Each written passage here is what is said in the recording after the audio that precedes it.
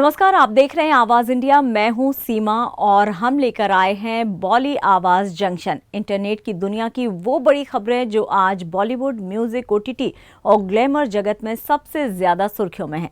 तो चलिए आपको लेकर चलते हैं इंटरनेट से जुड़ी हुई बेहद खास खबरों की सफर पर। और सबसे पहले बात करते हैं आमिर खान की, जो अब एक्टिंग के साथ साथ सिंगिंग में भी हाथ आजमाने वाले हैं। मिस्टर परफेक्शनिस्ट यानी कि आमिर खान अब सिर्फ फिल्मों में नहीं बल्कि माइक के सामने भी कमाल दिखाने वाले हैं। जी हां, आमिर खान अब सिंगर बनने की राह पर चल पड़े हैं और अपनी अगली कॉमेडी फिल्म में खुद अपनी आवाज में 2 गाने गाएंगे।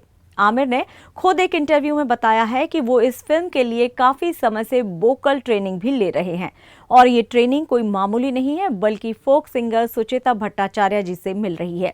दिलचस्प बात यह है कि आमिर आखिरी बार 27 साल पहले आरती क्या खंडाला गा चुके हैं और अब दोबारा माइक थामने को तैयार हैं। आमिर इस फिल्म में एक्टिंग नहीं बल्कि केमियो कर रहे हैं, लेकिन उनका कहना है कि ये छोटा सा रोल भी काफी अहम है। उन्होंने कहा है कि इस फिल्म की स्टाइल ऋषिकेश मुखर्जी और वासु चटर्जी जैसे पुरानी मासूम कॉमेडीज से प्रेरित है। आमिर के मुताबिक ये वो फिल्म है जिसमें कोई मरता नहीं है, बस हंसी खुशी से कहानी खत्म हो जाती है। आमिर जल्द ही कुली, बॉर्डर 2 और दादा साहेब फाल्के बायोपिक जैसी फिल्मों में भी नजर आएंगे, लेकिन फिलहाल सिंगर आमिर के डेब्यू का इंतजार सभी को है। और अब बढ़ते हैं अगली खबर की ओर। अब बात करते हैं श्वेता तिवारी की, जिनकी तस्वीरों ने इंटरनेट का पारा बढ़ा दिया है। भले ही श्वेता तिवारी इन दिनों किसी टीवी शो या फिर फिल्म में नजर नहीं आ रही, लेकिन सोशल मीडिया पर उनका जलवा कम नहीं हुआ है। इस बार उन्होंने ऐसा लुक शेयर किया है कि फैंस की सांसें तक थम गई हैं। जी हां, श्वेता तिवारी की ब्लैक शॉर्ट ड्रेस में वायरल फोटोज ने सबका ध्यान अपनी ओर आकर्षित किया है। इन तस्वीरों में खुले बाल, स्मोकी आई मेकअप और लाइट लिपस्टिक के साथ उनका कहर ढाती अदाएं देखने ही लायक हैं।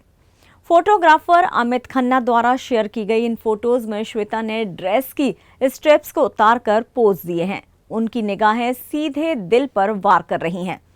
सोशल मीडिया पर एक यूजर ने लिखा, कोई इतनी हसीन कैसे हो सकती है। वहीं एक ने कहा, ये तो 40 की बिल्कुल भी नहीं लगती। इतना ही नहीं, किसी ने मजाक में ये तक कह दिया कि पलक का करियर खतरे में है।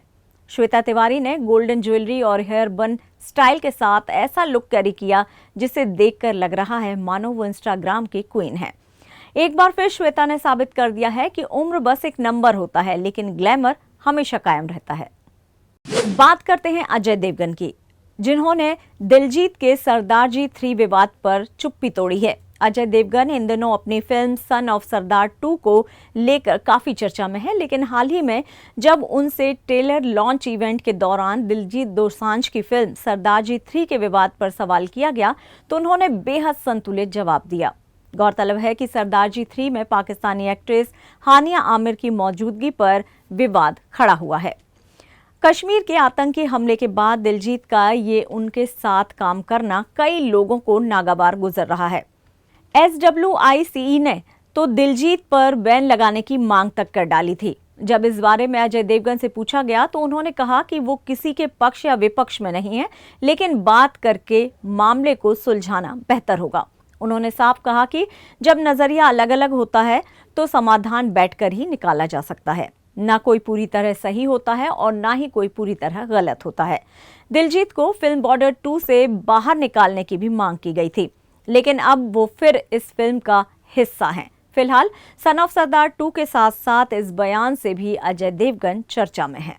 बढ़ते हैं अपनी अगली खबर की ओर और रुख करते हैं कपूर खानदान की बेटी शनाया कपूर का।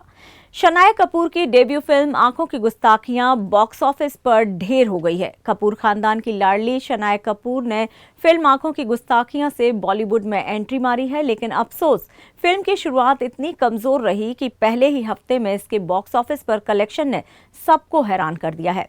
शुक्रवार को फिल्म की ओपनिंग सिर्फ 30 लाख रुपए ही कमा पाई। शनिवार को मामूली उछाल के साथ 49 लाख और रविवार को मिला जुलाकर कुल कमाई 1.15 करोड़ ही रही। फिल्म का बजट लगभग 50 करोड़ रुपए बताया जा रहा है। ऐसे में इसका गिरना लगभग तय माना जा रहा है। फिल्म की टक्कर मालिक और हॉलीवुड फिल्म सुपरमैन से हुई और दोनों ने गुस्ताखियों को धोबी पछाड़ दे दी है। इस फिल्म में विक्रांत मैसी दृष्टिहीन का रोल कर रहे हैं, जबकि शनाया उनके साथ एक अनोखी लव स्टोरी में नजर आती हैं। लेकिन कहानी से लेकर एक्टिंग तक हर फ्रंट पर फिल्म ढीली साबित हुई है। शायद यही वजह है कि लोग थिएटर से मुंह मोड़ रहे हैं। क्या शनाया कपूर अगली बार धमाकेदार वापसी कर पाएंगी, ये देखना दिलचस्प होगा। और अब एक बार फिर से बात करते हैं दिलजीत दोसांझ की। दिलजीत दोसांझ की उस फिल्म की जो पहचान के बाहर ले गई, पंजाब 95। दिलजीत दोसांझ का फर्स्ट लुक पोस्टर आया उसकी बहुप्रतीक्षित फिल्म पंजाब 95 से। इसे देखकर हर कोई हैरान है। इस पोस्टर में दिलजीत ने हाथ बंधे हुए हैं और वो लटके हुए नजर आते हैं। पहचानना भी मुश्किल है। ये फिल्म मानवाधिकार कार्यकर्ता जसवंत सिंह खालरा की जिंदगी पर आधारित है, जो पंजाब में हुए फर्जी एनकाउंटर के खिलाफ लड़े थे। फिल्म कई महीनों से सेंसर बोर्ड में अटकी हुई थी और अब जाकर इसकी एक झलक सामने आई है। खबर है कि सेंसर बोर्ड ने फिल्म में 127 कट्स की मांग की है। निर्देशक हनी त्रेहान का कहना है कि अगर इतने कट्स लगाए गए तो फिल्म से सिर्फ ट्रेलर ही बचेगा। सीबीएफसी ने यहां तक कह दिया है कि पंजाब शब्द को हटाओ, पुलिस को पंजाब पुलिस मत कहो और इंदिरा गांधी का नाम भी मत लो। दिलजीत इस फिल्म में बेहद गंभीर किरदार निभा रहे हैं और उनका लुक अब तक का सबसे चौंकाने वाला लुक रहेगा। ये फिल्म सच की आवाज है और शायद इसलिए उसे दबाने की कोशिशें हो रही हैं। और बॉली आवाज जंक्शन में यहाँ पर वक्त हो चला एक छोटे से ब्रेक का, लेकिन आप कहीं नहीं जाइए क्योंकि खबरें अभी और भी हैं।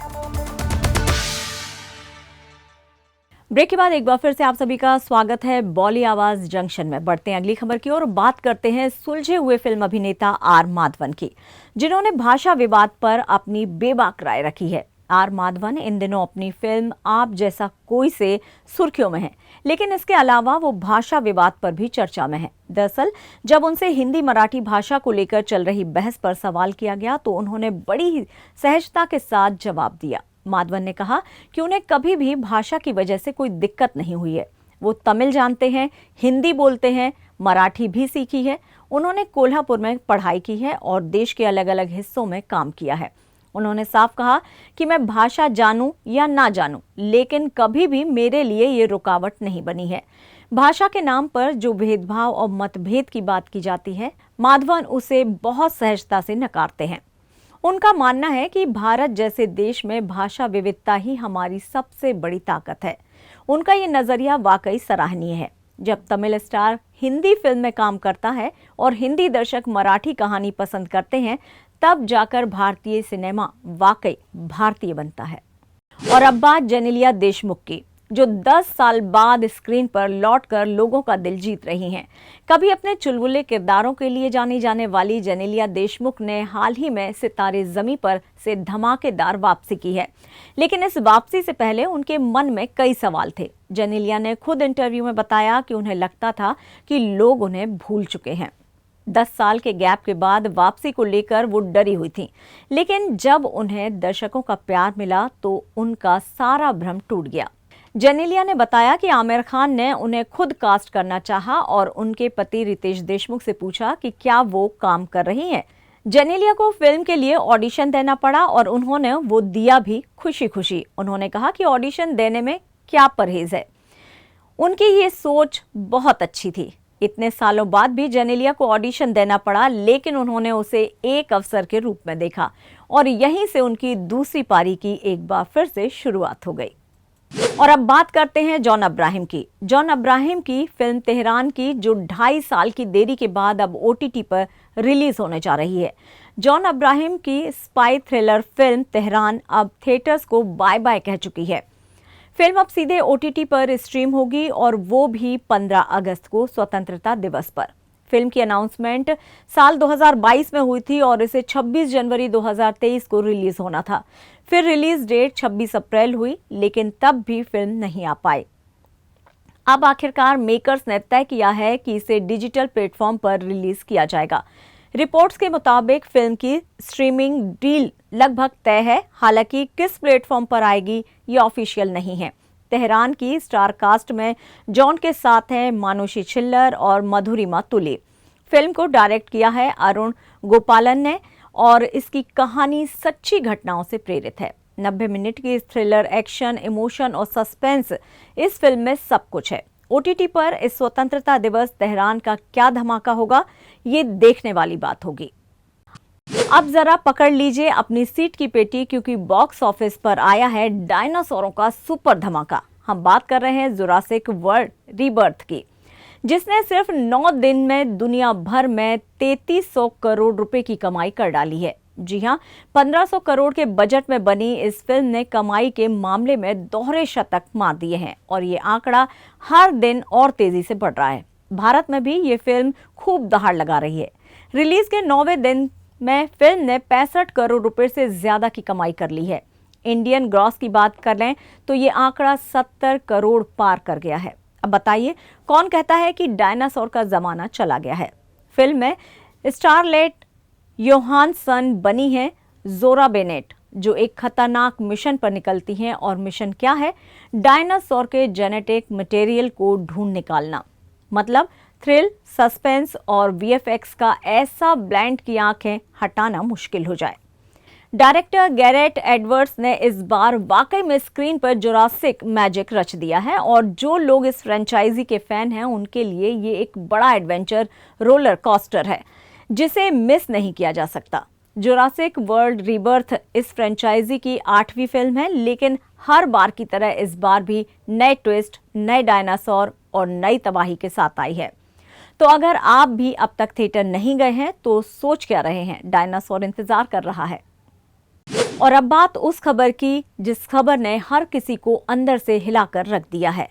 वो एक नाम है सेन रेचल गांधी, पांडुचेरी की फेमस मॉडल और सोशल मीडिया इन्फ्लुएंसर, जिसने मिस पांडुचेरी और कई टाइटल अपने नाम किए, लेकिन अब वो हमारे बीच नहीं रही। सिर्फ 26 साल की उम्र में उन्होंने आत्महत्या कर ली और सोशल मीडिया पर यह खबर सामने आते ही हर कोई सख्ते में है। बताया जा रहा है कि उन्होंने ब्लड प्रेशर की गोलियों का ओवरडोज लिया था। इलाज के लिए उन्हें जिपमर हॉस्पिटल ले जाया गया, लेकिन वहां उन्होंने अंतिम सांस ली। पुलिस को मौके से एक सुसाइड नोट भी मिला है जिसमें उन्होंने साफ लिखा है उनकी मौत के लिए कोई जिम्मेदार नहीं है। जांच में खुलासा हुआ कि रेचल काफी वक्त से आर्थिक परेशानियों से जूझ रही थी। अपने इलाज और काम के लिए उन्होंने गहने तक गिरवी रख दिए थे और अब बात जो सामने आई है वो किडनी की बीमारी से जूझ रही थी और शायद ये सारी तकलीफें मिलकर उनके लिए बर्दाश्त से बाहर हो गई थी। इंटरनेट पर अब लोग एक ही सवाल पूछते हैं, इतनी खूबसूरत, टैलेंटेड और स्ट्रॉन्ग लड़की आखिर इतनी अकेली क्यों रह गई? फैंस, मॉडलिंग इंडस्ट्री और सोशल मीडिया यूजर्स सभी उनके जाने से सदमे में हैं। फिलहाल पुलिस ने मामला दर्ज कर लिया है और जांच शुरू कर दी है। लेकिन एक बार फिर ये खबर हमें सोचने पर मजबूर करती है कि क्या चकाचौंध की दुनिया जितनी चमकदार दिखती है, अंदर से उतनी ही अकेली और काली होती है। फिलहाल बॉली आवाज जंक्शन में इतना ही, लेकिन आप देखते रहिए आवाज इंडिया। नमस्कार।